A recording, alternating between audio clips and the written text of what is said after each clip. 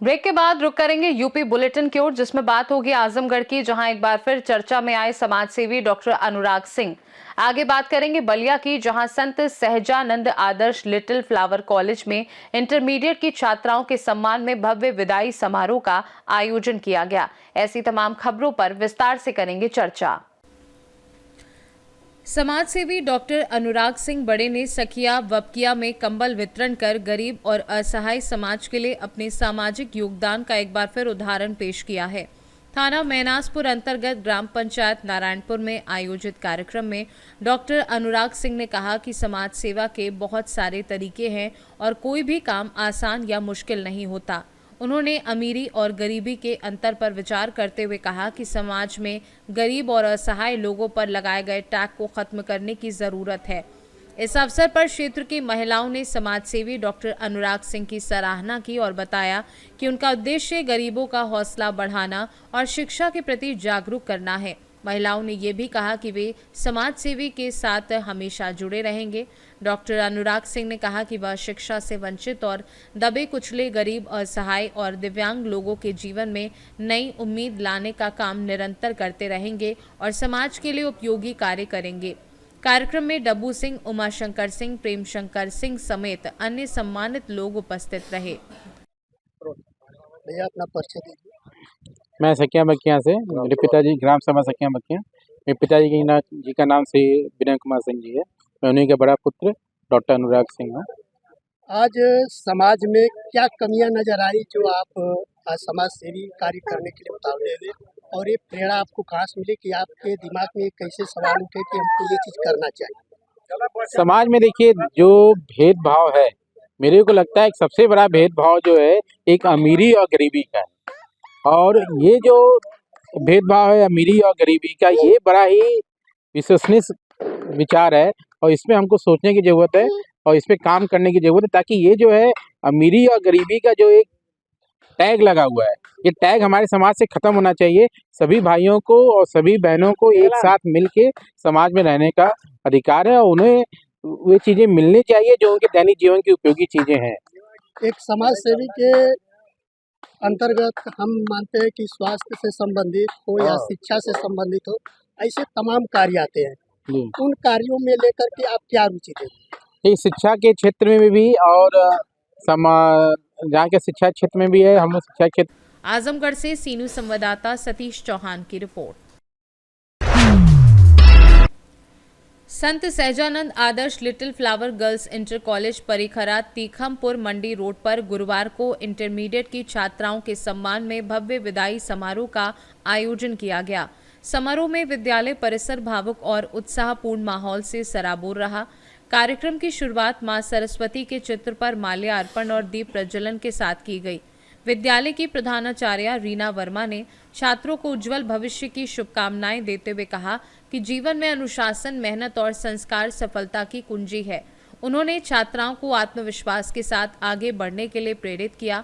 इस अवसर पर छात्राओं ने सांस्कृतिक कार्यक्रम प्रस्तुत कर सबका मन मोह लिया और अपने विद्यालय जीवन के अनुभव साझा कर भावुक क्षण भी उत्पन्न किए। कार्यक्रम में प्रबंधक एवं संस्थापक आचार्य सहजानंद जी ने छात्राओं को जीवन में उच्च आदर्शों का पालन करने का संदेश दिया। इस दौरान अध्यापक अरविंद वर्मा, पप्पू, शुभम वर्मा, इरशाद, अमित सिंह, अरुण कुमार वर्मा सहित समस्त विद्यालय स्टाफ मौजूद रहा। समारोह के अंत में छात्राओं को स्मृति चिन्ह देकर सम्मानित किया गया। बलिया से सीनू संवाददाता श्री कृष्ण तिवारी की रिपोर्ट। सरकार के उस दावे पर सवाल खड़े हो रहे हैं कि बेटियां रात 12 बजे बिना हिचक घूम सकती हैं, क्योंकि बलिया से टूर्नामेंट खेलने गए खिलाड़ियों के साथ सिकंदरपुर बस स्टैंड के पास करीब रात 11 बजे मारपीट और लूट की घटना हुई। टूर्नामेंट से लौटते समय अज्ञात लोगों ने खिलाड़ियों पर हमला किया और पुरस्कार में मिले पैसे भी छीन लिए, जबकि सभी खिलाड़ी सिकंदरपुर बस स्टैंड के पास बने पुलिस बूथ के सामने मौजूद थे, लेकिन मौके पर पुलिस नहीं थी।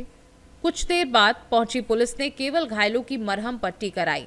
शिकायत दर्ज नहीं की गई और आरोप है कि पुलिस ने घायल खिलाड़ियों के साथ मिसबिहेव भी किया। ये मामला माला सिकंदरपुर थाना क्षेत्र के बस स्टैंड पुलिस बूथ के पास का बताया जा रहा है।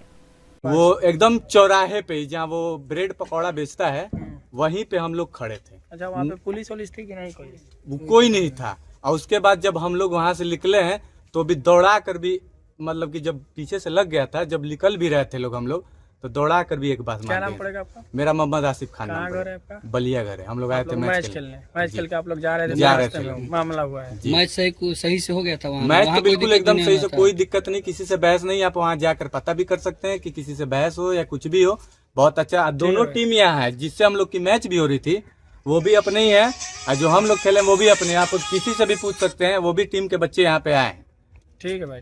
हम लोग चौराहे पे आकर और सारे लड़के इकट्ठा हुए हैं, तो जो कैश प्राइज मिला था हम लोग आपस में बांट रहे थे। तो एक लड़का आया है, फिर वो खड़ा हुआ कुछ देर तक और कुछ पूछा है, तो हम लोग बोले, कुछ बोले नहीं, हम लोग भाई अपने बांट रहे थे। तो फिर वो चला गया है और गली से 10-15 लड़के आए सब, और आकर वो सीधे मेरे ऐसे पकड़कर और पॉकेट में हाथ डाला है। यहाँ मोबाइल भी चाहिए, तो मोबाइल हम छटकार के लिए उतरे हैं गाड़ी पर से।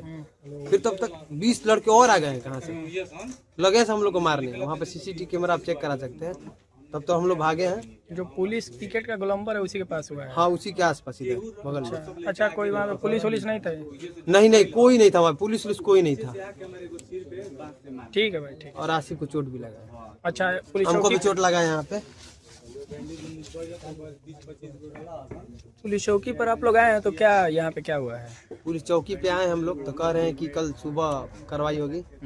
अभी कुछ गया आसिफ मेडिकल रिसर्च उसका हुआ है, पट्टी वट्टी अभी। अच्छा, पुलिस अच्छे से बात की है आप लोगों से? पुलिस से अभी आए तो हम लोग के साथ अच्छा व्यवहार भी नहीं हुआ है, और हमारे बदतमीजी से बात हुआ है। और हमारे जो सहयोग करने आए थे हमारे लड़के जो हम लोग के साथ खेलते, उन पे ईटा पत्थर भी चलाया गया है पुलिस के द्वारा। गाड़ी भी कुछ ठीक है। और मेरी गाड़ी मेरी कुछ दी गया, उसका वीडियो है गाड़ी के पास। गाड़ी मेरी पूरी कुछ दी गई है। मेडिकल की कॉपी अभी मिली नहीं है। बलिया से सीनू संवाददाता राजू गुप्ता की रिपोर्ट। सदर कोतवाली क्षेत्र के रिजगिर गांव के निकट आलू के खेत में 2 दिन पूर्व जली हुई हालत में मिली युवती की पहचान हो गई है। मृतका महक है, जो अहमदपुर रौनी निवासी रेशमा की पुत्री है। महक के परिजनों ने आरोप लगाया है कि गांव का ही एक युवक उसे बहला फुसला कर ले गया था और हत्या करने के बाद शव जला दिया। मृतका की मां की तहरीर पर पुलिस ने मुकदमा दर्ज कर आरोपी की तलाश शुरू कर दी है। पुलिस मामले की जांच में जुटी है और आसपास के इलाके में संदिग्धों की तलाश की जा रही है। कन्नौज से सीनू संवाददाता सीबू सैनी की रिपोर्ट। कानपुर देहात से खबर है, जहां उत्तर प्रदेश सरकार के जल शक्ति मंत्री स्वतंत्र देव सिंह 1 दिवसीय दौरे पर कानपुर देहात पहुंचे, जहां उन्होंने सरकार की विकास योजनाओं और खास तौर पर हर घर जल योजना की उपलब्धियों को गिनाया। भोगनीपुर तहसील के सुजौर गांव में उनका भव्य स्वागत किया गया। भोगनीपुर के सुजौर गांव में मंत्री स्वतंत्र देव सिंह के पहुंचते ही भाजपा कार्यकर्ताओं और ग्रामीणों ने फूल मालाओं से जोरदार स्वागत किया। कार्यक्रम में कैबिनेट मंत्री राकेश सचान, एमएलसी अविनाश सिंह, जिलाध्यक्ष रेणुका सचान सहित बड़ी संख्या में पार्टी पदाधिकारी और स्थानीय लोग मौजूद रहे। मंत्री ने गांव में विद्यालय के नवनिर्मित हॉल का उद्घाटन कर उसे जनता को समर्पित किया। साथ ही स्वर्गीय ओपी सचान की प्रतिमा का अनावरण भी किया। बताया गया कि हॉल गरीब परिवारों की बेटियों के विवाह के लिए निःशुल्क उपलब्ध कराया जाएगा। वहीं भाजपा विधायक के एक बयान को लेकर पूछे गए सवाल पर मंत्री स्वतंत्र देव सिंह ने कोई प्रतिक्रिया देने से इनकार कर दिया और कहा कि सरकार का ध्यान केवल विकास और जन सेवा पर केंद्रित है। इस दौरान मंत्री ने क्या कुछ कहा, सुनिए। विद्यालय में पढ़े, फिर जलपान का पढ़ाई करते बहुत बड़े के अवसर पर हॉल का उद्घाटन करना था, उसके नाम उनकी मूर्ति का अनावरण करना था। और उनका रेखा सचान, उनकी जो पत्नी थी, उनके द्वारा एक कार्यक्रम कैंपस में आयोजित था।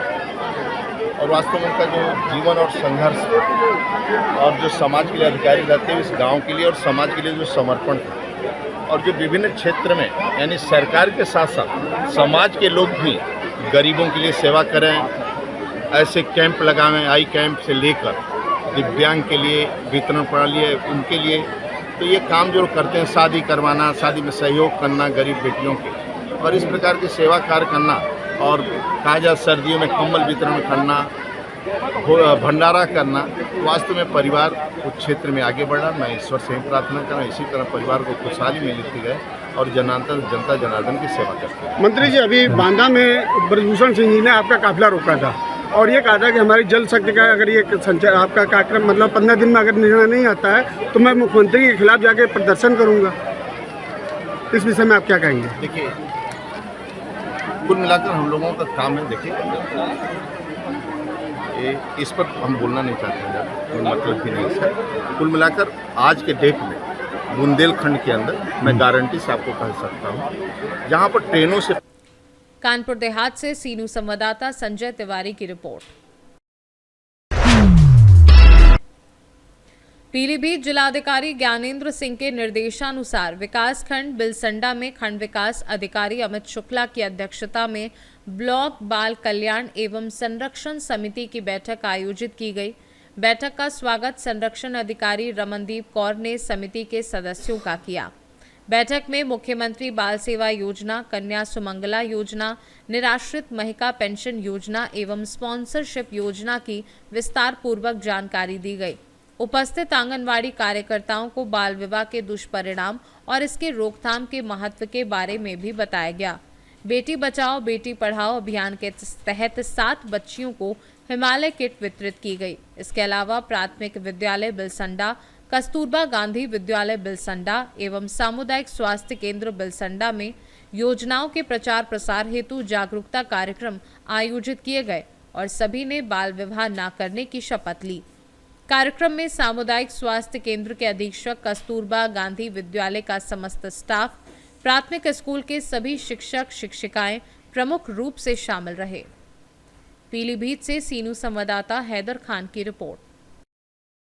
यूपी बुलेटिन में फिलहाल के लिए इतना ही। बने रहिए सी न्यूज़ भारत के साथ। हर खबर आपके साथ, आपके हाथ।